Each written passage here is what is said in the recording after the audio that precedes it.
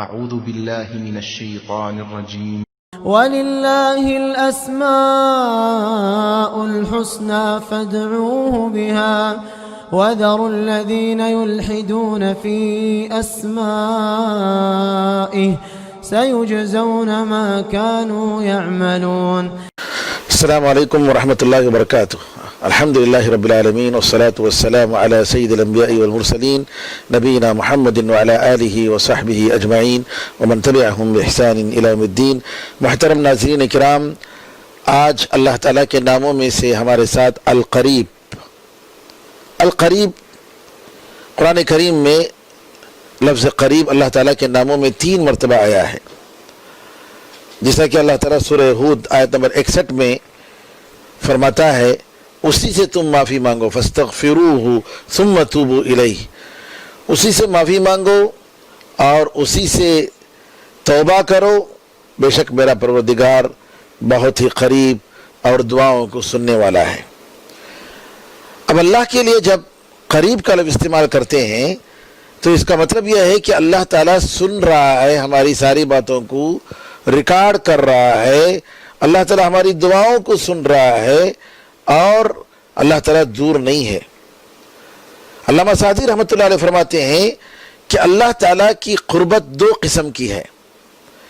ایک تو یہ کہ اللہ تعالیٰ ہر ایک سے قریب ہے، جو کچھ کر رہا ہے وہ اس کے بارے میں بالکل ہی واقف ہے اور اس کی نگرانی اور اسی طریقے سے اس کا ریکارڈ اور یہ کہ اس کا علم پوری دنیا کو سمیٹے ہوئے ہے، گھیرے ہوئے ہے اور انسان سے وہ اس کے شہرک سے بھی زیادہ قریب ہے. یہ قربت سارے لوگوں کے لیے ہے، چاہے مومن ہو چاہے کافر ہو. دوسرا، قربت کا دوسرا معنی ہے خاص، یعنی اپنے خاص بندوں کے ساتھ وہ بہت قریب ہے، اس سے مانگنے والے اور اس کی اطاعت کرنے والے. تو ایسی قربت کہ اللہ تعالیٰ ان کی دعاؤں کو سنتا ہے، ان کی ضرورتوں کو اللہ تعالیٰ حل کرتا ہے، ان کے مسائل حل کرتا ہے، تو یہ اور ان کو ثواب دیتا ہے. یہ قربت کی دوسری قسم ہے جو خاص ہے مومنوں کے ساتھ. اور قرآن کریم میں بعض آیتوں میں اسی معنی میں استعمال ہوا ہے نیک بندوں کے ساتھ. واسجد واقترب، سورہ علق آیت نمبر 19 میں اللہ تعالیٰ فرماتا ہے کہ سجدہ کرو اور اللہ سے قریب ہو جاؤ، یعنی اللہ تعالیٰ کی قربت حاصل کرو بندگی کے ذریعے، سجدے کے ذریعے. اسی طریقے سے دعا، اللہ تعالیٰ نے فرمایا وَإِذَا سَأَلَكَ عِبَادِي عَنِّي فَإِنِّي قَرِيب، کہ میرے بندے میرے بارے میں جب پوچھتے ہیں تو بے شک میں بہت قریب ہوں، یعنی ان کی دعا سنتا ہوں، ان کی دعا قبول کرتا ہوں.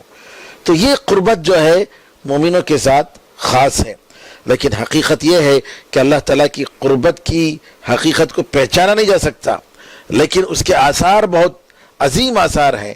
اللہ تعالیٰ کا جو بندوں کے ساتھ حسن سلوک اور بندوں کے ساتھ نرمی اور ان کی ضرورتوں کو پوری کرنا، ان کو توفیق دینا اور ان کے حالات کو سدھارنا اور ان کی دعاؤں کو سننا، یہ سب اللہ تعالیٰ کی قربت کے آثار ہیں کہ اللہ تعالیٰ سے ہم مانگتے ہیں آہستگی کے ساتھ اور اللہ تعالیٰ ہماری دعا فوراً سن لیتا ہے. یہ اس کی قربت کی دلیل ہے. علامہ ابن القیم رحمۃ اللہ علیہ یہاں ایک نقطہ یہ بتاتے ہیں کہ اللہ تعالیٰ 7 عرش کے اوپر آسمان پر بلند ہے اور وہ قریب بھی ہے، دونوں میں کسی بھی قسم کا ٹکراؤ نہیں ہے. وہ اوپر رہتے ہوئے ہم سے قریب ہے اور ہم سے قریب رہتے ہوئے وہ اوپر ہے. سبحان اللہ. جیسا کہ حدیث میں آتا ہے کہ نبی کریم صلی اللہ علیہ وسلم ایک مرتبہ سفر میں تھے اور صحابہ بلند آواز سے تکبیر پڑھتے تھے. نبی کریم صلی اللہ علیہ وسلم نے فرمایا لوگو اپنے آپ پر رحم کرو، تم لوگ کسی بہرے کو یا کسی غائب کو نہیں بلا رہے ہو، بلکہ جس کو تم بلا رہے ہو، جس کو تم یاد کر رہے ہو، اللہ تعالیٰ وہ تم سے بہت قریب ہے اور بڑا سننے والا ہے، بلکہ تمہاری سواری کا جو گردن ہے اس سے بھی زیادہ تم سے قریب ہے. سبحان اللہ. تو نبی کریم صلی اللہ علیہ وسلم کا یہ فرمانا کہ تمہاری سواری کے گردن سے بھی زیادہ تم سے قریب ہے، اور یہ کہنا کہ وہ آسمانوں کے اوپر ہے، اس کا مطلب یہ ہے کہ اللہ تعالیٰ وہاں رہتے ہوئے وہ سارے عمل سے، لوگوں کے اپنے مخلوقات سے، ان کے حالات سے اور ان کی دعاؤں سے سب سے واقف ہے، اور کوئی چیز اللہ تعالیٰ کے لیے مشکل نہیں ہے۔ محترم ناظرین کرام، اللہ تعالیٰ کا آسمان کے اوپر رہنا اور سب سے قریب رہنا، ساری باتوں کو جاننا، اس مسئلے کی حقیقت کو سمجھنے کے لیے ضروری ہے کہ آپ اللہ تعالیٰ کی عظمت کو اپنے دل میں بٹھائیں۔ اللہ کی عظمت اور یہ کہ اللہ تعالیٰ سارے مخلوقات کو گھیرے ہوئے ہے، اور اللہ تعالیٰ کے سامنے یہ ساری مخلوقات کی کوئی حیثیت نہیں، اور یہ کہ ساتوں آسمان اللہ کے ہاتھ میں، جی سبحان اللہ، جس طریقے سے بندے کے ہاتھ میں رائی کا دانہ ہے ویسے ہے، سبحان اللہ، اس کی حیثیت ہے۔ اور یہ کہ اللہ تعالیٰ آسمانوں کو اپنے ہاتھ میں پکڑے گا اور زمین کو اور ایک ہاتھ میں پکڑے گا، پھر ان کو ہلائے گا، جیسا کہ حدیثوں میں آتا ہے۔ تو ایسی ذات کے بارے میں آپ ذرا تصور کریں، کیا مشکل ہے کہ وہ عرش پر ہے اور اپنے بندوں سے جیسے چاہے وہ قریب بھی ہے، کوئی مشکل نہیں ہے۔ علامہ ابن القیم رحمۃ اللہ علیہ کی یہ باتیں ہیں کہ ان باتوں کو سمجھنے کے لیے کہ جی ہم لوگوں کو یہ سمجھنے کی ضرورت ہے کہ اللہ تعالیٰ عرش پر رہتے ہوئے وہ سب سے قریب ہے۔ اسی لیے علامہ ابن عثیمین رحمۃ اللہ علیہ فرماتے ہیں کہ اللہ تعالیٰ حقیقت میں عرش پر موجود ہے، اور اسی طریقے سے حقیقت میں وہ ہم سے بھی قریب ہے، ہمارے ساتھ ہے۔ یہ چیز سمجھنے کے لیے ضروری ہے کہ اللہ کی عظمت کو ہم سمجھیے، جس نے بتایا کہ اللہ تعالیٰ کے ہاتھ میں یہ آسمان و زمین پورے رائی کے دانے کے برابر ہے، سبحان اللہ۔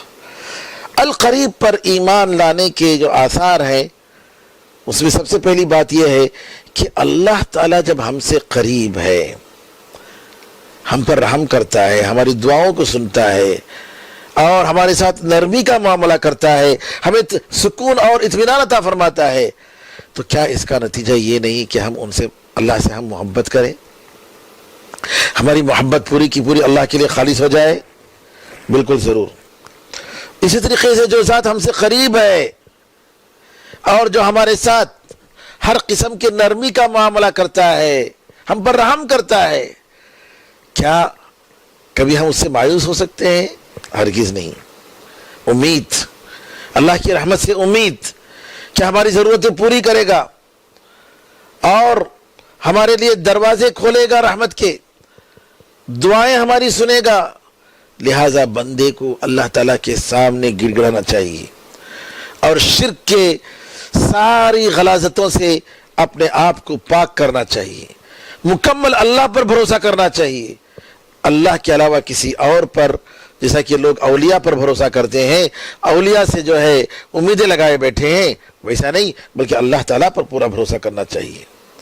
اور جب بندہ یقین کرتا ہے کہ پروردگار بہت ہی قریب ہے اور اس کی رحمت بہت قریب ہے، تو ڈائریکٹ اللہ تعالیٰ کے سامنے جا کر اللہ سے مانگتا ہے، اسی کے سامنے گڑ گڑاتا ہے اور اپنی ضرورت کو اس کے سامنے رکھتا ہے، اے اللہ تو ہی ہے میرا مولا، کسی اور کے پاس مجھے جانے کی ضرورت نہیں، تو سب کچھ میرا کام کرنے والا ہے۔ اور اس طریقے سے اللہ تعالیٰ سارے مخلوقات سے قریب ہونے کا مطلب یہ ہے کہ اللہ تعالیٰ ہر ایک سے پوری طریقے سے واقف ہے، اس کی نگرانی کر رہا ہے، ان کو دیکھ رہا ہے، ان کو سن رہا ہے، ان کے دل کے دھڑکن کو جانتا ہے۔ اب اگر مومن یہ ایمان رکھے تو ظاہر سی بات ہے کہ اس کے دل میں اللہ تعالیٰ کے تعلق سے خوف پیدا ہوگا۔ ہم کس کی نافرمانی کر رہے ہیں؟ جو بالکل ہمیں دیکھ رہا ہے، ہم سے قریب ہے، ہم اس کی نظروں کے سامنے ہیں، ہم اس کو دیکھتے ہوئے اور یہ جانتے ہوئے کہ وہ ہمیں دیکھ رہا ہے، نعوذ باللہ ہم کتنے گناہیں کرتے جا رہے ہیں۔ اس کا کرم اور اس کی رحمت دیکھیے کہ سب کچھ دیکھنے کے باوجود سبحان اللہ وہ کتنا صبر کرتا ہے اور ہمیں موقع دیتا ہے اور ہمیں معاف کرتا ہے۔ اسی طریقے سے اللہ تعالیٰ جب قریب ہے تو چلا چلا کر دعا کرنے کی ضرورت نہیں، جیسا کہ قرآن میں اللہ نے فرمایا وَدْعُوهُ خَوْفًا وَطَمَعًا، اور فرمایا اللہ تعالیٰ نے ادعوا ربکم تضرعا وخفیہ، کہ اللہ تعالیٰ کو خوف سے اور امید کے ساتھ دونوں کو ساتھ رکھ کر تم اللہ تعالیٰ سے مانگو، خوف اور امید۔ اسی طریقے سے اللہ نے کہا کہ گڑ گڑاتے ہوئے اور آہستگی کے ساتھ، چلا کر نہیں۔ علامہ ابن القیم رحمۃ اللہ علیہ فرماتے ہیں کہ بندے سے جب اللہ تعالیٰ قریب ہے اور وہ بالکل ہی اس کے ساتھ ہے، تو اس کے ساتھ جب ہے تو بندے کو آہستگی کے ساتھ بالکل ہی آہستہ آواز میں اپنے آپ کو اپنے دل میں کر رہا ہے، اس طریقے سے دعا کرنی چاہیے۔ کسی دور کو جیسے پکارتا ہے ویسے نہیں پکارنا چاہیے، جیسا کہ زکریا علیہ السلام کے بارے میں اللہ نے فرمایا اذ نادى ربه نداء خفیا، سورہ مریم آیت نمبر 3، کہ زکریا علیہ السلام نے اپنے رب کو پکارا، دعا کی، کیسے؟ آہستے سے دعا کی۔ تو بندہ جتنا اپنے رب کی قربت کا احساس کرے گا اتنا زیادہ اپنی دعا کو اس کے سامنے آہستگی کے ساتھ رکھے گا، چھپائے گا۔ جی ہاں، اور اسی طریقے سے حدیث میں آتا ہے کہ نبی کریم صلی اللہ علیہ وسلم سے صحابہ نے پوچھا کہ ہمارا پروردگار بہت دور ہے کہ ہم اس کو پکار پکار کر اس سے دعا کریں، اس کو بلائیں، یہاں ہے کہ بہت قریب ہے۔ تو قرآن کریم کی آیت اتری وَإِذَا سَأَلَكَ عِبَادِي عَنِّي فَإِنِّي قَرِيب أُجِيبُ دَعْوَةَ الدَّاعِ إِذَا دَعَانِ، میرے بندے جب میرے بارے میں پوچھتے ہیں تو میں بہت قریب ہوں، اور جب پکارنے والا پکارتا ہے، دعا کرنے والا کرتا ہے تو میں اس کی دعا کو سنتا ہوں۔ تو لہٰذا دعا کے آداب میں سے یہ ہے کہ بندہ بالکل آہستگی کے ساتھ گڑ گڑاتے ہوئے اپنے دل کو سامنے رکھ کر دل کی حضوری کے ساتھ اللہ تعالیٰ کے سامنے گڑ گڑائے اور اللہ تعالیٰ سے مانگے۔ تو اللہ تعالیٰ بندے سے دعا کے وقت بہت قریب ہے، اسی طریقے سے عبادت کے وقت قریب ہے۔ حدیث میں آتا ہے کہ سجدے کی حالت میں اللہ تعالیٰ بندے سے بہت قریب رہتا ہے، اور اس طریقے سے جتنا عبادت کرے گا اتنا اللہ تعالیٰ بندے سے قریب ہوگا۔ حدیث میں آتا ہے کہ اگر کوئی بندہ ایک بالش مجھ سے قریب ہوتا ہے تو ایک گز میں اس سے قریب ہوتا ہوں۔ یہ کیسے؟ عبادت کے ذریعے اللہ تعالیٰ سے قربت حاصل کرنا ہے تو اللہ تعالیٰ کی اطاعت، اس کے احکام بجا لانے کے ذریعے بندہ جو ہے قربت حاصل کر سکتا ہے۔ اللہ تعالیٰ فرماتا ہے ان رحمت اللہ قریب من المحسنین، بے شک اللہ تعالیٰ کی رحمت اچھا عمل کرنے والوں سے بہت ہی قریب ہے۔ اور جتنا بندگی کے مرحلوں کو آپ مکمل کریں گے، آپ کی عبادت کو پرفیکٹ کریں گے، اتنا آپ اللہ تعالیٰ سے قریب ہوں گے۔ اور قرآن و حدیث میں یہاں ایک بات یہ بتا دوں میں کہ اللہ کے بارے میں صوفیاء نے جو کہا اور سمجھا کہ اللہ تعالیٰ قریب ہے تو مطلب یہ کہ اس کی ذات کے ساتھ قریب ہے، یہ بالکل ہی غلط بات ہے۔ اس کی ذات آسمان کے اوپر ہے اور وہ بالکل ہم سے قریب ہے۔ جی ہاں، قرآن و حدیث میں کہیں یہی نہیں ہے کہ اللہ تعالیٰ اپنی ذات کے ساتھ مخلوقات سے قریب ہے۔ اللہ تعالیٰ ساتوں آسمان کے اوپر عرش پر ہے اور اس کے لیے یہ دوری کچھ بھی نہیں ہے، کچھ بھی نہیں ہے۔ تو لہٰذا یہاں پر صوفیہ کی جو بات کہ اللہ تعالیٰ نعوذ باللہ حلول کر گیا ہے مخلوقات میں، یا ہے کہ مخلوق میں اور خالق میں کوئی فرق نہیں، یہ بالکل ہی باطل بات ہے اور یہ کفریہ باتیں ہیں، نعوذ باللہ۔ اللہ تعالیٰ سے دعا ہے کہ اللہ تعالیٰ ہم سب کو ایسے بیکار باتوں سے دور رکھے۔ اللہ تعالیٰ نے بعض آیتوں میں قریب کے ساتھ سمیع کہ اللہ تعالیٰ بہت سننے والا ہے، اور بعض آیتوں میں قریب مجیب کہا کہ قریب یعنی بہت ہی نہایت قریب، اور وہ دعا قبول کرنے والا ہے۔ آئیے ایک اور نام قریب کے ساتھ مجیب، جیسا کہ اللہ تعالیٰ نے فرمایا ثم توبوا الیہ ان ربی قریب مجیب، اور تم توبہ کرو بے شک میرا پروردگار بہت ہی قریب اور قبول کرنے والا ہے۔ مجیب کا مطلب یعنی اللہ تعالیٰ ہماری دعاؤں کو سنتا ہے اور اللہ تعالیٰ ہمیں دیتا ہے اور قبول کرتا ہے۔ جی ہاں، علامہ سعدی رحمۃ اللہ علیہ فرماتے ہیں کہ اللہ تعالیٰ ہماری دعاؤں کو جو قبول کرتا ہے اس کی بھی دو قسمیں ہیں۔ ایک، ہر قسم کی دعاؤں کو سنتا ہے، کسی کی بھی دعا، جی عبادت کی دعا ہو یا مانگنے کی دعا ہو، جی اللہ تعالیٰ سنتا ہے۔ جیسا کہ اللہ نے فرمایا وقال ربکم ادعونی استجب لکم، تمہارے پروردگار نے فرمایا کہ تم مجھ سے مانگو، دعا کرو، میں تمہاری دعاؤں کو قبول کروں گا، سنوں گا۔ سورہ غافر آیت نمبر 60۔ جی دعا المسئلہ کا مطلب یعنی یہاں بندہ یہ کرے کہ اللہ تعالیٰ اے اللہ مجھے عطا فرما، اے اللہ میری دعا قبول فرما، اے اللہ میری فلاں ضرورت پوری فرما۔ اسی طریقے سے عبادت، دوسرا یہ کہ اللہ تعالیٰ خاص بندوں کے ساتھ خاص ان کی دعاؤں کو قبول فرماتا ہے، خاص حالات میں اپنے بندوں کی دعا قبول فرماتا ہے۔ ایک تو عام، ایک دوسرا خاص۔ ان خاص حالات میں جو اللہ تعالیٰ دعا قبول فرماتا ہے اس کے بہت سارے اسباب ہیں۔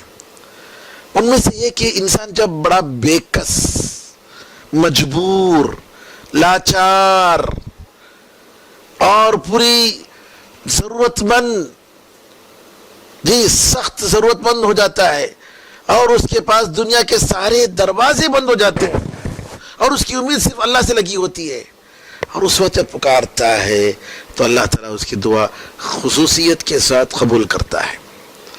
جیسا کہ اللہ نے فرمایا سورہ نمل آیت نمبر 62 میں امن یجیب المضطر اذا دعا، کون ہے المضطر، جو مجبور اور بے کس لاچار کی دعا جب وہ دعا کرتا ہے تو اس کی دعا قبول کرتا ہے۔ کیوں قبول کرتا ہے اللہ تعالیٰ ایک لاچار اور بے کس اور مجبور کی؟ کیونکہ اس کی دعا کی جو حالت ہوتی ہے، اس کے دل کی جو حالت ہوتی ہے اور بے کسی اور مجبوری اس طریقے سے کہ سبحان اللہ اس کے سامنے اللہ تعالیٰ کے سوا سب کے سب سارے دروازے بند، اور اللہ تعالیٰ ہی سے پوری امید لگا کر اسی پر بھروسہ کر کے وہ جب دعا کرتا ہے تو اللہ تعالیٰ اس کی دعا کو سنتا ہے۔ اسی طریقے سے حدیثوں میں آتا ہے کہ بندہ جب سفر کی حالت میں ہو، پراگندہ بال، اس کا کھانا حلال، پینا حلال، اور اللہ تعالیٰ سے دعا کرے تو اللہ تعالیٰ اس کی دعا کو سنتا ہے۔ اسی طریقے سے اللہ تعالیٰ دعاؤں کو جو سنتا ہے اس کے جو اسباب ہیں، خصوصی اسباب، ان میں اللہ تعالیٰ کے نیک ناموں کا وسیلہ لے کر دعا کرنا، جیسا کہ نبی کریم صلی اللہ علیہ وسلم دعا کرتے تھے اللہم انت الاول فلیس قبلک شیء وانت الآخر فلیس بعدک شیء۔ یہ اللہ تعالیٰ کے نام آیت الکرسی ہے، سورہ اخلاص ہے، لا الہ الا انت سبحانک انی کنت من الظالمین، کلمہ توحید ہے۔ یہ سب ایسے چیزوں کو ذکر کر کے اپنی دعاؤں سے پہلے جی اللہ تعالیٰ سے مانگنی چاہیے تاکہ اللہ تعالیٰ ہماری دعاؤں کو اپنے خصوصی قبولیت کے ساتھ ہمیں نوازے۔ اسی طریقے سے مریض جب مجبور ہو جاتا ہے، بے کس ہو جاتا ہے، اللہ تعالیٰ کے پاس اخلاص کے ساتھ دعا کرتا ہے تو اللہ اس کی دعا سنتا ہے، مظلوم کی دعا سنتا ہے، روزے دار کی دعا سنتا ہے، باپ اپنے بچوں کے لیے، ماں اپنے بچوں کے لیے جو دعا کرتی ہے یا ان پر دعا کرتی ہے، نعوذ باللہ، یعنی بد دعا نہیں کرنی چاہیے۔ ماں باپ بچوں کے لیے رحمت ہوا کرتے ہیں، ان کی اصلاح کی دعا ہونی چاہیے، لیکن بعض لوگ غصے میں آ کر کیا کر دیتے ہیں، بد دعا کرتے ہیں، لیکن اللہ تعالیٰ جو ہے ان کی دعاؤں کو سن لیتا ہے۔ حالات ایسے ہوتے ہیں۔ بہرحال اللہ تعالیٰ کے نام المجیب پر ایمان لانے کا تقاضا یہ ہے کہ اللہ تعالیٰ کی ذات وہ ہے جو ہماری دعاؤں کو سنتی ہے جیسا انبیاء علیہ السلام اللہ تعالیٰ سے دعا کرتے تھے اور اللہ تعالیٰ نے ان کی دعاؤں کو ذکر کیا اور یہ فرمایا کہ ہم نے ان کی دعا قبول کی، اس طریقے سے ہمیں اللہ تعالیٰ ہی سے دعا کرنی چاہیے، اللہ تعالیٰ ہی سے مانگنا چاہیے، قبر والوں کے پاس نہیں، مزار والوں کے پاس نہیں، کسی نبی یا کسی ولی کے پاس نہیں۔ دعا کرنی ہے تو اللہ تعالیٰ سے کرنی ہے، جیسا کہ نبی کریم صلی اللہ علیہ وسلم نے فرمایا اذا سألت فاسأل اللہ، اگر تم مانگو تو اللہ سے مانگو، اللہ سے دعا کرو۔ ایوب علیہ السلام کی تکلیفوں کو دور کرنے والا اللہ تعالیٰ ہے، مچھلی کے پیٹ سے نکال کر عافیت بخشی یونس علیہ السلام کو۔ زکریا علیہ السلام لا اولاد تھے، اولاد نہیں تھی، دعا کی، اللہ تعالیٰ نے ان کو بڑھاپے میں اولاد عطا فرمائی۔ اسی طریقے سے ہر وہ بندہ اپنی ضرورت کو اگر پورے حاجت اور اضطرار اور اپنی کیفیات، دل کی کیفیتوں کے ساتھ اگر اللہ کے سامنے رکھا تو عام طور پر اس کی دعا قبول ہو جاتی ہے، الا ہے کہ کوئی ایسی دعا ہو جس میں نقصان ہو کسی کا یا ظلم ہو یا جیسا نعوذ باللہ۔ بلکہ بعض حالات تو ایسے ہیں کہ اللہ تعالیٰ نے جو ہے لوگوں کی دعا قبول کی، جبکہ ان کے اس ضرورت کی وجہ سے، ان کے اخلاص کی وجہ سے۔ لیکن آدمی کو کبھی اپنے آپ پر بد دعا نہیں کرنی چاہیے، ہمیشہ اللہ تعالیٰ سے اپنے خیر کی اور اصلاح کی اور حالت کی بہتری کی دعا کرنی چاہیے۔ عام طور پر لوگ پریشان ہو جاتے ہیں اور پریشان ہو کر بد دعا کرتے تھے اپنے آپ پر، تو یہ چیز جو ہے نہیں ہونی چاہیے۔ اللہ تعالیٰ کی بڑی حکمت ہوتی ہے، اللہ کو معلوم ہے کہ کب دعا قبول کرنی ہے۔ کبھی کبھی اللہ تعالیٰ دعا فوری قبول نہیں کرتا ہے، اس کے بعض اسباب ہوتے ہیں۔ علامہ ابن الجوزی رحمۃ اللہ علیہ فرماتے ہیں، کہا کہ میں نے دیکھا اللہ تعالیٰ کا ایک امتحان، عجیب امتحان دیکھا، عجیب آزمائش میں نے دیکھی کہ مومن دعا کرتا ہے، اس کی دعا قبول نہیں ہوتی، بار بار دعا کرتا ہے، مدت لمبی ہو جاتی ہے، قبولیت کے کوئی آثار نظر نہیں آتے۔ تو علامہ ابن الجوزی فرماتے ہیں کہ مومن بندے کو یہ یقین ہونا چاہیے کہ اس آزمائش میں صبر کی ضرورت ہے۔ اللہ تعالیٰ دیکھنا چاہتا ہے کہ بندہ کتنا صبر کرتا ہے۔ علامہ ابن جوزی رحمۃ اللہ علیہ فرماتے ہیں کہ اس وقت نفس میں جو ہے وسوسہ آتا ہے، وسوسہ آتا ہے، کیوں میری دعا قبول نہیں ہوئی، اور جو ہے شیطان اس کے دل میں غلط قسم کے خیالات اور شبہات ڈالتا ہے۔ علامہ ابن الجوزی رحمۃ اللہ علیہ فرماتے ہیں کہ یہ جو وسوسہ ہے اس کو علاج کرنے کی ضرورت ہے۔ فرماتے ہیں کہ ایک مرتبہ جو ہے میرے ساتھ ایسا ہوا، ایک مصیبت میرے پر آئی، میں نے دعا کی، بہت دعا کی میں نے، لیکن میں نے دیکھا کہ قبول نہیں ہو رہی ہے۔ ابلیس جو ہے اپنے جال بچھانے لگا، ابلیس آ کر کہنے لگا اللہ تعالیٰ کی رحمت تو بڑی وسیع ہے، اللہ کے پاس بخیلی نہیں، جواب کیوں نہیں آیا، قبول نہیں کیوں کر رہا ہے؟ میں نے کہا اخسأ یا لعین، اے ملعون دور ہو جا، ضرورت نہیں کسی چیز کے، تیری بات مجھے ضرورت نہیں ہے، کوئی تقاضا کرنے کی ضرورت نہیں ہے، میں تجھے میرا وکیل بنایا نہیں ہوں، تو جا یہاں سے۔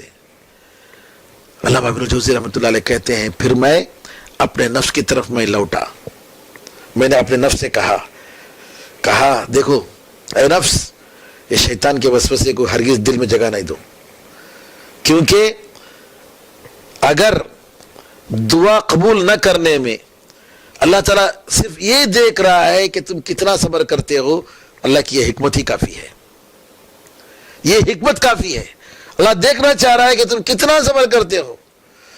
پھر اس کے بعد نفس نے کہا اچھا بتاؤ مصیبت میں جو ہے کیوں جو ہے دعا ہماری قبول نہیں ہو رہی ہے؟ نفس نے مجھ سے کہا کہ تم بتاؤ، تسلی دو مجھے کہ ہماری اس مصیبت میں ہماری دعا کیوں قبول نہیں ہو رہی ہے؟ میں نے کہا دیکھ اے نفس، یہ بات پکی ہے کہ اللہ مالک ہے، ہم سب کا مالک اللہ ہے، اور مالک جو ہمارا آقا ہے اس کو پورا حق ہے، وہ جب چاہے دے جب چاہے روکے، اعتراض کا کوئی حق نہیں تمہیں. سبحان اللہ. ذرا دیکھیے سلف صالحین کس طریقے سے اپنے نفس کو تہذیب کرتے تھے, اپنے نفس کو کس طریقے سے کنٹرول کرتے تھے, اس کو طریقہ سکھاتے تھے. آج ضرورت ہے اس بات کی کہ ہم اپنے نفس کو جو ہے اب تربیت دیں, نفس کو پاک کریں, کیونکہ نفس میں بہت ساری غلاظتیں ہیں. جب انسان نفس کو پاک کرے گا تو اس کی عبادت, اس کے اعمال سب کے سب صحیح ہوں گے, سدھریں گے. اور اسی طریقے سے یہ بھی کہ کبھی علامہ ابن الجوزی رحمۃ اللہ علیہ فرماتے ہیں کہ یہ حکمت, اللہ تعالیٰ کی یہ حکمت ثابت ہے کہ کبھی کبھی ہمیں مصلحت سمجھ میں آتی ہے, کبھی سمجھ میں نہیں آتی ہے, کبھی حکمت سمجھ میں آتی ہے, کبھی سمجھ میں نہیں آتی ہے. اب اللہ تعالیٰ کی کوئی حکمت ہوگی, کوئی سبب ہوگا جو ہمیں نہیں معلوم ہے, اور اللہ تعالیٰ وقت پر دے گا. تاخیر کرنے میں کوئی مصلحت ہو سکتی ہے, جلدی کرنے میں کوئی نقصان ہو سکتا ہے. نبی کریم صلی اللہ علیہ وسلم نے فرمایا کہ بندہ خیر میں رہتا ہے جب تک وہ جلدی نہ کرے. جلدی کیا ہے؟ کہتا ہے دعا کیا میں دعا کیا, میری دعا قبول نہیں ہوئی, اور دعا کرنا چھوڑ دیتا ہے. جبکہ وہ دعا کرنے کا وقت آ گیا ہے, دعا کی قبولیت کا وقت قریب ہو جاتا ہے, اس وقت چھوڑ دیتا ہے جب بندے کو اللہ تعالیٰ کی دعا کی قبولیت کا وقت جو ہے قریب رہتا ہے, تو اس وقت مایوس ہو کر چھوڑ دیتا ہے. نعوذ باللہ. یہ سمجھتا ہے کہ میری دعا قبول نہیں ہوگی. یہ بدگمانی کبھی اللہ کے ساتھ نہیں کرنا چاہیے. اور کبھی کبھی دعا جو قبول نہیں ہوتی ہے, ہو سکتا ہے تمہارے اندر کوئی پرابلم ہو سکتا ہے تمہارے اندر کوئی مصیبت ہو سکتا ہے کہ تمہارا کھانا پینا حرام ہو یا ڈاؤٹ فل ہو, اس میں کوئی یعنی حلال جس طریقے سے پاک ہونا چاہیے 100% نہ ہو, یا یہ کہ تم جو ہے دعا کر رہے ہو لیکن تمہارے دعا میں دل ساتھ نہیں دیتا ہے. کہاں کی دیکھ لو کہ دعا کرتے رہتے بعض لوگ, غفلت. اور اللہ تعالیٰ ایسی دعا کو قبول نہیں کرتا ہے, جیسا کہ حدیث میں آتا ہے. جی لہذا انسان کو تلاش کرنے کی ضرورت ہے کہ کیوں میری دعا قبول نہیں ہو رہی ہے, کہیں میری غلطی ضرور ہے. کبھی کبھی انسان دماغ سے سوچ لیتا ہے یا زبان سے کچھ کہہ دیتا ہے. جیسا میں ایک صاحب کے بارے میں جانتا ہوں کہ وہ جوانی میں بڑے کمزور تھے, ساتھی لوگ ان کا مذاق اڑاتے تھے, ارے تم کیا شادی کرو گے, تم کیسے ایسے کمزور ہو, ترا طاقت ہونا چاہیے. وہ بیچارہ کہتا تھا کہ ارے بھائی دیکھو شادی ہوگی فوراً بچے آئیں گے دیکھو. اب وہ جو ہے بیچارہ 4 سال تک پریشان, بچے نہیں ہو رہے شادی کر کے. بعد میں اس کو محسوس ہوا کہ میں نے جو جملہ کہا یہ جملہ مجھے نہیں کہنا چاہیے تھا, غلط. تو انسان کو جو ہے کبھی انسان اپنے دل میں سوچ لیتا ہے ارے یہ کیا ہے, آسان ہے, میں کر لوں گا, مشکل نہیں ہے. اللہ تعالیٰ کے اوپر بھروسہ کرنے کے بجائے اپنے اوپر جو بھروسہ کرتا ہے اور اس طریقے کی باتیں وہ کر دیتا ہے, یا دل میں نعوذ باللہ اس کے دل میں خیالات ہوتے ہیں, کبھی اس کا سبب ہو جاتا ہے. لہذا اس سے استغفار کرنے کی ضرورت ہے, اسے استغفار کرنے کی ضرورت ہے کہ تم جو سوچ رہے تھے غلط سوچ, سمجھ رہے تھے کہ تمہاری طاقت سے ہو جائے گا, دیکھو یہ تمہاری سزا ہے, استغفار کرو. اللہ کی توفیق کے بغیر, اللہ تعالیٰ کی مشیت کے بغیر کچھ نہیں ہو سکتا. تو کہنے کا مطلب یہ ہے کہ بندے کی کچھ غلطیاں ہوتی ہیں, اور اس غلطی کی وجہ سے دعا جو ہے فوراً قبول نہیں ہوتی. اللہ کی بہت ساری حکمتیں ہوتی ہیں اس میں, اللہ بندے کو سکھانا چاہتا ہے, اللہ بندے کو دینا چاہتا ہے, لیکن کوئی رکاوٹ ہوگی جس کی وجہ سے دعا قبول نہیں ہوتی ہے.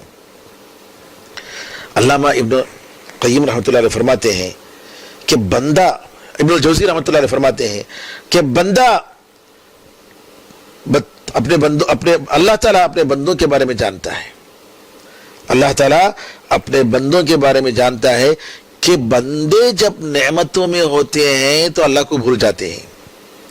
خوشحالی میں اللہ کو کہاں یاد کرتے ہیں, خوشحالی میں اللہ کو بھول جاتے ہیں. لہذا خوشحالی میں عبادت بہت بڑی فضیلت والی چیز ہے. اچھی حالت میں اللہ کو یاد کرنا, اللہ سے دعا کرنا مانگنا یہ مشکل موقع پر کام آتا ہے. کہتے ہیں کہ اللہ کو معلوم ہے, حق تعالیٰ کو معلوم ہے کہ بندے جو ہے اچھی حالت میں خوشی کی حالت میں کیا کرتے ہیں, اللہ تعالیٰ کو یاد نہیں کرتے. تو لہٰذا کیا کرتا ہے, نعمتوں کے ٹائم پر ان کو کیا کرتا ہے اللہ تعالیٰ, ان کو مصیبتوں میں مبتلا کرتا ہے, پریشانیوں میں ڈالتا ہے, تاکہ اللہ تعالیٰ کی طرف پلٹ کر جائے, اللہ سے مانگے. کہتے ہیں فَهَذَا مِنَ النِّعَمِ فِي طَيِّ الْبَلَاءِ, کہتے ہیں کہ یہ مصیبت کی شکل میں اللہ تعالیٰ کے لیے اللہ کی نعمت ہے. کیونکہ اللہ تعالیٰ کیا چاہتا ہے, بندہ مجھے یاد کرے, بندہ مجھے میری طرف آئے اور مجھے میری عبادت کرے تاکہ اس کی دنیا اور آخرت سدھر جائے. اس میں بندے کے لیے خیر ہوتا ہے. بہرحال اللہ تعالیٰ کے ان ناموں میں ہم سب کے لیے بہت سارے اسباق ہیں اور ہمیں ان اسباق کو سمجھنے اور یاد رکھنے کی ضرورت ہے, اور اللہ تعالیٰ سے ہمیں بار بار دعا کرنے کی ضرورت ہے. دعا ایک بہت بڑی نعمت ہے. علامہ عمر رضی اللہ تعالیٰ فرماتے ہیں کہ مجھے اس بات کی فکر نہیں ہوتی کہ میری دعا قبول ہوتی کہ نہیں ہوتی, بلکہ اس بات کی فکر ہوتی ہے کہ مجھے دعا کی توفیق ہوتی ہے کہ نہیں ہوتی. لہذا بندے کو چاہیے کثرت سے اللہ تعالیٰ سے مانگے, اللہ تعالیٰ ہمیں دعا کی بھی توفیق عطا فرمائے اور ہماری دعا کو شرف قبولیت سے نوازے. آمین ارحم الراحمین, والحمد للہ رب العالمین, وصلی اللہ وسلم علی نبینا محمد وعلی آلہ وصحبہ اجمعین. سبحانک اللہم وبحمدک, اشہد ان لا الہ الا انت, استغفرک واتوب الیک. والسلام علیکم ورحمۃ اللہ وبرکاتہ.